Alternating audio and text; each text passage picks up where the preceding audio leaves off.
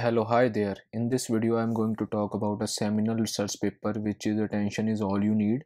So this paper was published in 2017. So I have divided the video into two parts for the sake of brevity, and also understanding will be quite more better whenever you are just focusing more on encoder part and decoder part separately. So let's begin. So I hope this meme is clear to you. It explains the significance of attention mechanism.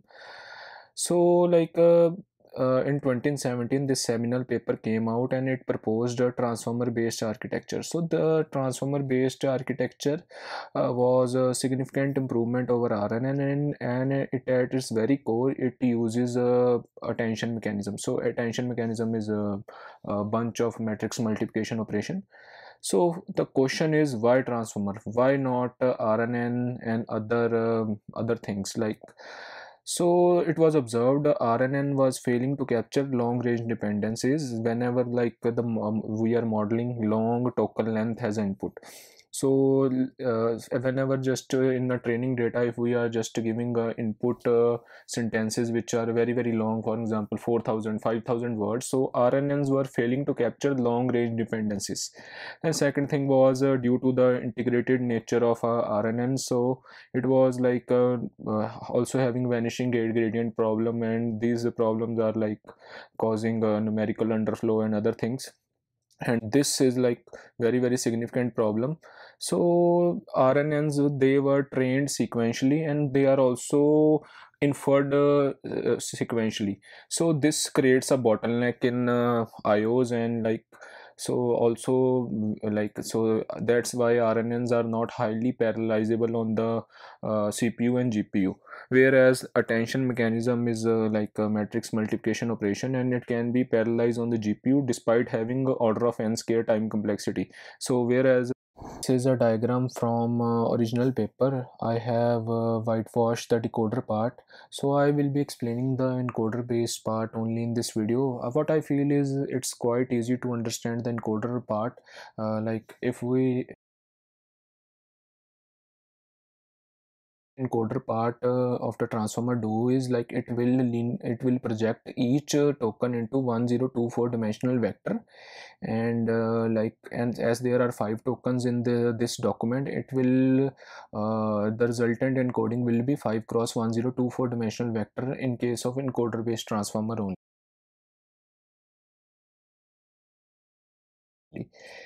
So now let's talk about embedding and positional encoding layer. So the goal of the embedding layer is to encode each token into 1024 dimensional vector, and the positional encoding makes sure that these tokens, like they are invariant to position. For example, if first sentence is Karan and Arjun are brothers and the second sentence is Arjun and Karan are brothers, so it will make sure that these two sentences, they are just same, and that is the role of positional encoding. And positional encoding is based on uh, some trigonometric function, and like that trigonometric function assigns the position to each token. Yeah, now let's talk about attention mechanism.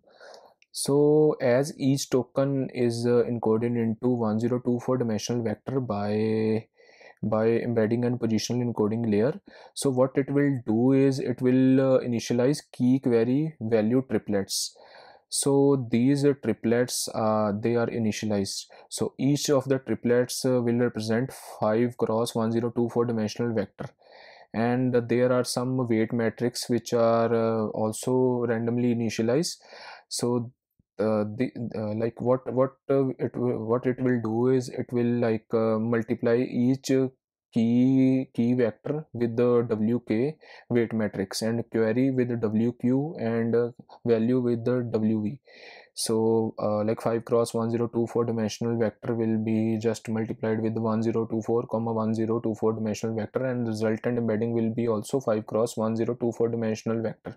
So here is a mathematical formula of it, and so the result, this is a resultant vector which is multiplication of a key and a wk weight matrix, and the query is also similar. So the resultant key query value triplets are obtained, and during the back propagation these weights are learnt.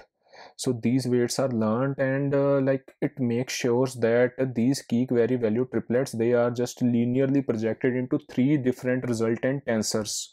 So these tensors are separated by some angular distance, and it represents three different distinct tensors. So the linear projection of a key query value tensor is obtained through the learning of weights after during the back propagation. So now these three resultant tensors are obtained after back propagation and learning of these weights. So now these are obtained, and the main now you can understand the attention mechanism even more better. So these key and query, they are just matrix multiplication operation between key and query is done, and so the multiplication of key and query is done over here, which is also understandable in this formula. So the multiplication between these two is done, and the resultant attention matrix is obtained. So what this attention matrix will signify is it for example, this is T1, and it will signify the attention scores of T1 with respect to T2, and T1 with respect to T3, and so that obviously with the T1 and T1 it will be always be 1. So we are going to exclude these 1 scores, and other attention scores will be some floating point operations. So we want to normalize these operations so that they represent some distribution. So to normalize that, the softmax is obtained. So row wise softmax is obtained. So this row wise softmax will make sure that the entire row is summed to 1. So it will output the probability of T1 with respect to T2. So then after row wise softmax, so row wise softmax will squish the floating point to 0 to 1 range, and it is written over here. And after doing the softmax, it is multiplied with the value, and the value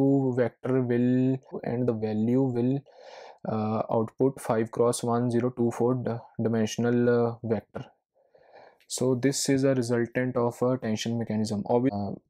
For example, in our case, if this Karan and Arjun are brother, if we are querying the word brothers, then the attention scores of the Arjun and Karan, they needs to be very very high with corresponds to the brother. So this is understandable in this matrix. So this entire attention mechanism is a highly time complex process. So where it is order of n square d, it's quadratic process. So but this was quite successful because it was highly parallelizable on the GPU, because the matrix multiplication operation is not strongly associated, like it's not a strongly associated process. It can be discretized into buckets, and the GPU shine out in such kind of tasks. So this was a tension mechanism, and this was a tension mechanism for the single head. So similarly, uh, so this was all about a single head attention. So but the attention mechanism is often multi-headed. So this why multi-headed we may mean is like the same process is repeated for the multiple tokens. For example, in the first head we are just want we are our query is brothers, in the second head our query is this, and the third head is this, and the output of these 7 or 8 heads, they are just concatenated, and we get a concatenated output, and this results from the multiple head, they are concatenated. And the feed forward layer is just what it is doing is it is it is fully connected layer with the, I think, of ReLU. What it will do is it will update the attention scores with respect to domain. So with respect to the particular domain, if we are training on the NLP in banking tasks, so the most of the logic will be over here. So that is like the role of feed forward layer. And for example, we want to train on the some other tasks like some law related NLP tasks. So then the most of the like updations are being done over here. So that is all about feed forward layer. Um, now let's talk about BERT large language model. So now let's talk about BERT. BERT is a bidirectional encoder representation of transformer. Basically, it is a encoder based transformer. So it has multiple encoder blocks stacked on top of it. So what it is doing is like it is used for encoding the text. So you can get a textual encoding from the BERT, and you can like use this encoding for multiple tasks. So how BERT was trained was uh, like uh, there was a 15% of the tokens were masked. For example, if BERT is trained on 100 tokens, 15% of the token, like 15 tokens, are masks. And the task and it was trained such to like predict that masked tokens. So there was some randomizations during each iteration, and the results were quite good. But during inference, the BERT is outputting the encoding of the textual tokens. So this is BERT. So on top of BERT, when you get an two-dimensional when you on top of BERT, you can get this embedding. And on the top of embedding, you can do max pooling, min pooling, and average pooling.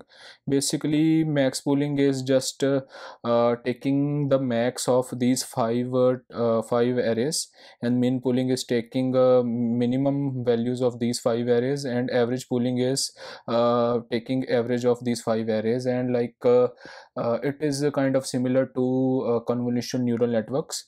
So for in case of sentiment analysis and other downstreaming application, max pooling is used in whenever we want to get a maximum occurring word, we want to focus more on maximum occurring word, then max pooling is better. And when we want to focus on minimum occurring word, then minimum pooling is better. And average pooling is like when we want to capture the entire structure of the sentence, then min pooling is efficient. So in case of sentiment analysis, these three kind of poolings can be used. So I'm going to explain it using some live coding demo. So let's go to the Jupyter notebook. Yeah. Now let's discuss about this code. So this is a pre-processing function which I wrote, and it's taking array as input and some parameters which are specific to the model. So what it is doing is, first it's tokenizing the text using BERT tokenizer, and then we are just importing the BERT pre-trained models. Then this code is related to parallel computation on the GPU. And then this is very significant. So this is mean pooling. So what mean pooling is doing is it will be more clear on the whiteboard. So for example, I have a sentence, Karan and Arjun are brothers. So each after doing encoding using BERT, uh, it will encode each token into 1024 dimensional vector. So it will be 5 cross 1024, 5 cross 1024, and it will be 5 cross 1024. And what mean pooling will do is it will take all the floating points and take the average of these five tokens. So this is mean pooling. And similarly there are minimum pooling and maximum pooling. So now let's jump to the code. Yeah. So I took this array in which there are two documents. First is Karan and Arjun and brother, and second is Arjun and Karan and brothers. So I encoded both of these documents, and this is a resultant the array. So it has two arrays. So now I plotted some correlation matrix between these two arrays, and as you can see, there is very high correlation. So this means these two sentences means the same. Now I did tried doing something funny. So I took the lyrics of the one singer which is popular in India, which is Diljit. So and second will be familiar with the Ed Sheeran. So I encoded the both of these two sentences. So after encoding this, I plotted a correlation matrix. As you can see, there is significant high correlation. I was not expecting this much high correlation. So like, you look perfect tonight, even moon will blush after watching your beauty. So so there is like little high correlation. It means these two sentences, they have the similar intent. So similarly, for BERT can be also used in many downstream applications. We can use this for sentiment analysis, and you can also use this for question answer kind of things. Now let's talk about fine-tuning BERT on particular tasks. So BERT can be used in sentiment analysis, question answering, and various NLP tasks too. So what is BERT is pre-trained on some Google's data, and it is not fine-tuned on these all the tasks. Like for example, if I want to use BERT on some law data, so it will be not it will not perform very well. So there are 440 million parameters, and if we want to fully fine tune the BERT, it will perform very good. But to fully fine tune the data, we must need to have huge compute and huge data. So fully fine tuning is not possible, and also it's gonna be too expensive. And there are techniques in parameter efficient fine tuning like LoRa and adapters. So these techniques just are so LoRa is only fine tuning very less parameters which are which are useful. For example, in case of medical domain or in the law domain, only fine tuning only few parameters make sense. Like there are very few words which are related to these domains, so fine tuning those words gonna make sense. So LoRa has a similar kind of intuition, like although it has some low rank matrix factorization and all that, which is too integrated to explain this in video.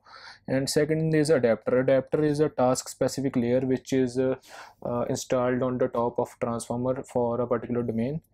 And and one thing which is more significant, like few shot learning is very unstable, and if we want to fine tune this kind of large language model on and the few shot fine tuning, it's gonna be very challenging too in fine tuning these kind of large language models. For example, if we have 100 documents to fine tune for, and we are running the optimizer or Adam for uh, huge number of iterations, then it's gonna be unstable process, and finally it's gonna overfit. And if we are just fine tuning for very less number of iterations, then there is no use of fine tuning. So they it's also challenging. So that's why a research is being conducted into few shot fine tuning and other techniques. So so that was all. Thank you, thanks for watching. I hope you enjoyed the meme. So bye, thank you.